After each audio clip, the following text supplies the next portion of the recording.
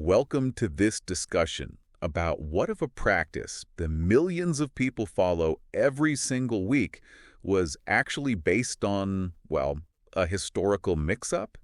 Today, we're digging into a really fascinating publication from 1851 that makes that exact claim, challenging a tradition that's been around for centuries.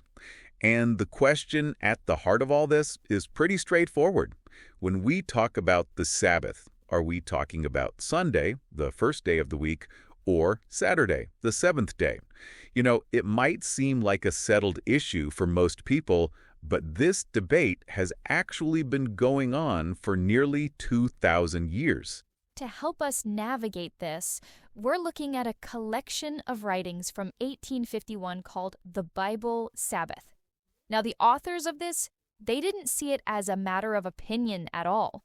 They basically argued that if you stick only to the scriptures, the evidence is crystal clear, and it points in a direction that, well, most people today probably wouldn't expect.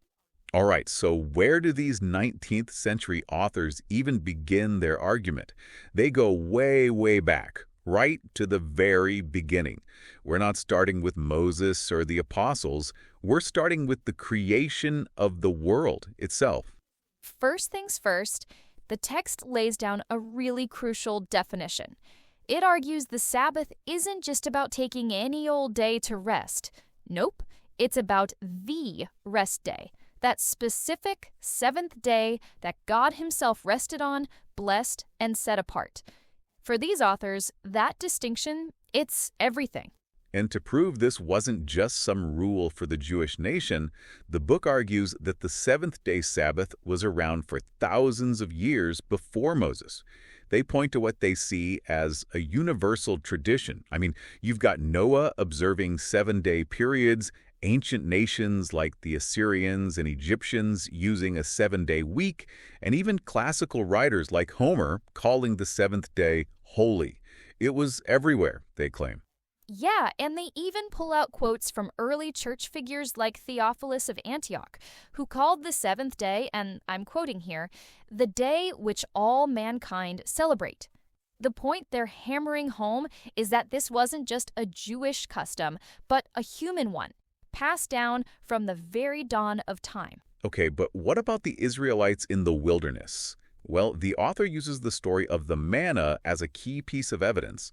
Remember how God provided a double portion on the sixth day and then nothing on the seventh? This all happened before the Ten Commandments were ever given at Sinai. So the argument is, this wasn't some brand new law. It was more like a reminder of a rule that people already knew but had maybe forgotten. All right, so the foundation for the seventh day is laid out pretty clearly. Now the text makes a pivot. It's time to take on the counter-argument and really dig into the main reasons people give for observing Sunday instead. The authors actually identify 7 common arguments that people use to support the switch to Sunday, and they go through each one piece by piece, testing it against the Bible. Let's start with what is probably the most common reason you'll hear. Christ rose from the dead on the first day of the week, so the Sabbath was changed to honor that incredible event. That sounds like a pretty powerful reason, right? But what does our 1851 source have to say about it? Well, the rebuttal is pretty blunt. The authors basically say that while the resurrection is absolutely central to Christianity, the idea of changing the Sabbath to honor it's just not in the Bible. They argue it's an idea that rests entirely on human tradition, not on any command from God. And they apply that same strict logic to other verses people point to. They argue that every time Christ or the apostles met on the first day, if you look at the context, it was for totally practical reasons. Travel, a special farewell meal for Paul, stuff like that. They say it wasn't about establishing a new weekly worship service. So, after meticulously combing through the entire New Testament looking for any justification, how many commands from God, from Christ, or from the apostles did these authors find to change the day of worship? A big, fat 0. And that, of course, leads to a massive question. If the change wasn't commanded in the Bible, then how on earth did Sunday observance become the standard practice for most of Christianity? Well, the author offers a historical explanation for that. The text argues it wasn't like a switch was flipped overnight. No, it was a slow, gradual shift that took place over centuries. It really got going with Roman imperial edicts, like Constantine's famous Sunday law back in 321 AD. Then came church councils that actually forbade resting on Saturday, and this pressure just kept building and building for over 1,000 years. So according to this 1851 text, the move from Saturday to Sunday wasn't a biblical mandate at all. It was a human-led process driven by the political power of emperors and the institutional authority of church councils, playing out over a very, very long time. And this is where the author makes a most dramatic claim.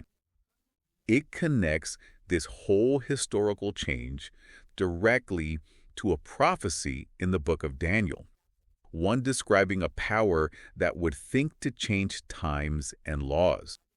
For these authors, this shift wasn't just history, it was the literal fulfillment of that very prophecy. So all of this brings us to the final piece of their argument. After looking at creation, the New Testament, and all that history, the source brings it all back to its central pillar, the written law of God itself. And right here, the author lays out the core conflict as they see it. On one side, you have the literal text of the fourth commandment, and on the other, you have what they call a tradition of man that, no matter how well-intentioned, effectively cancels out a direct command from God. Now, to explain why this specific commandment would still be in force, the publication makes a really key distinction. They separate the temporary ceremonial laws, things like animal sacrifices, which they say ended at the cross, from the permanent moral law, the Ten Commandments. And they place the Sabbath squarely in that second unchanging category. The author really wraps up its case with a simple challenge, and they quote the theologian Dr. Dwight to do it. The logic is basically this. If the seventh-day Sabbath was commanded by God, then it's still in effect unless someone can find plain and ample proof in the Bible that it was officially canceled. And the authors argue that no such proof exists.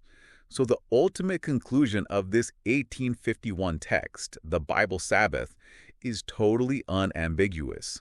The fourth commandment to remember the seventh day is presented not as some temporary rule, but as a perpetual moral law that was never biblically changed or abolished. Okay, so let's just quickly recap the 4 pillars of this 1851 argument. First, they say the Sabbath started at creation. Second, there's no scriptural command to change it. Third, the shift to Sunday was a gradual, man-made historical process. And fourth, the fourth commandment is still a binding, unaltered moral law. And so, this 170-year-old text leaves us with a question that honestly goes way beyond just one commandment. I mean, regardless of what you conclude about the Sabbath, it forces all of us to ask a bigger question. At what point does a tradition, no matter how old or widespread, gain the authority of a divine command?